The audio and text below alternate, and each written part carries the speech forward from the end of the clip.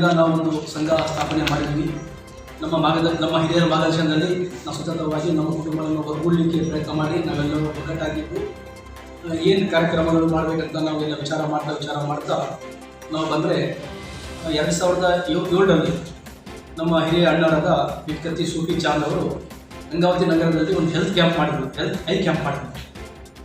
ಆವಾಗ 470 ಪೇಷಂಟ್ಗಳಿಗೆ ಅವರು I camp ಮಾಡಿದ್ರು. ಇದು ಕರ್ನಾಟಕ ರಾಜ್ಯದಲ್ಲಿ ಇದು ಒಂದು ಹೆಸರಾಗಿದೆ. ಆಗಿನ ಸರ್ಕಾರದವರು ಯಾರು ಏನು ಮಾಡಿದಂಥ ಹೆಲ್ತ್ ಕ್ಯಾಂಪ್ ಬಗ್ಗೆ ಸ್ಟಡಿ ಮಾಡಿದ್ರೆ ಇದು ಯಾವಾಗ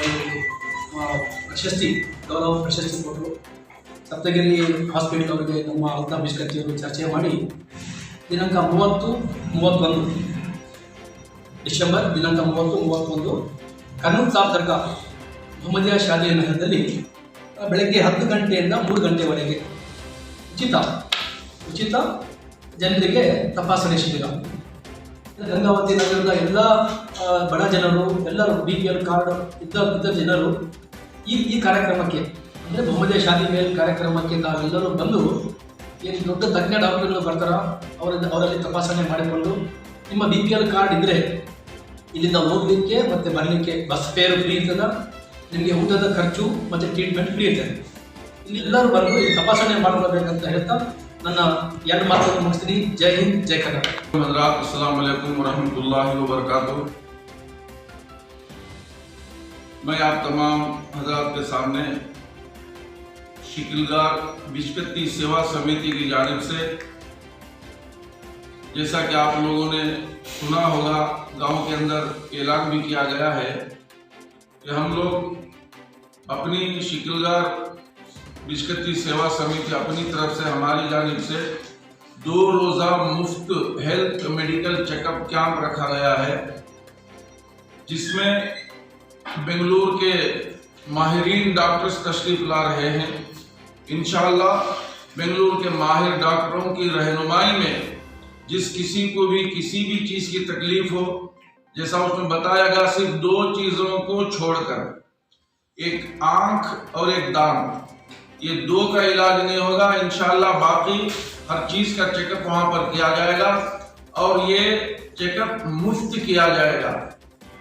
ये हम अपनी कमेटी की तरफ से मुफ्त करवा रहे हैं। और उसके साथ साथ अगर किसी को किसी भी तरह की बीमारी है, कोई मर्ज है, तो इंशाअल्लाह दवा भी मुफ्त दी जाएगी। दवाई के भी, मेडिकल के भी, मेडिसिन के भी कोई पैसे नहीं लेंगे। दवा भी हस्बे मर्ज के हिसाब से जो है दवा भी मुफ्त दी जाएगी।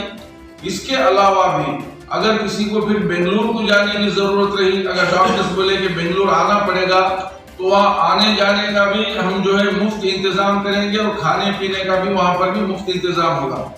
इसलिए, और इसके अंदर एक चीज बता दूं, इसके अंदर कोई भाव भेद, ऊंच नीच, जात पात कुछ भी नहीं है।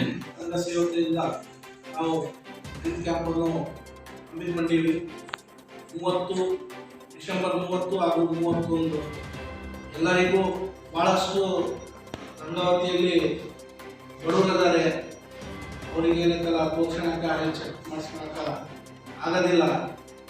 ಇದು ಆಗಲೇ ಕೋವಿಡ್ ಅಂತೇಳಿ ಒಂದು ಮತ್ತೆ ಶುರು ಆಗಿದೆ. ಅದರ ಸಂಬಂಧ ನಾವೇನೈತಲ್ಲ ನಮ್ಮ ಕುಟುಂಬದಿಂದ ಎಲ್ಲರಿಗೆ ಏನೈತಲ್ಲ ಉಚಿತವಾಗಿ ಸೇವೆ ಮಾಡಬೇಕಂತೇಳಿ ನಮ್ಮ ಹಿರಿಯರು ಎಲ್ಲರೂ ನಿಂತ್ಕೊಂಡಿವಿ.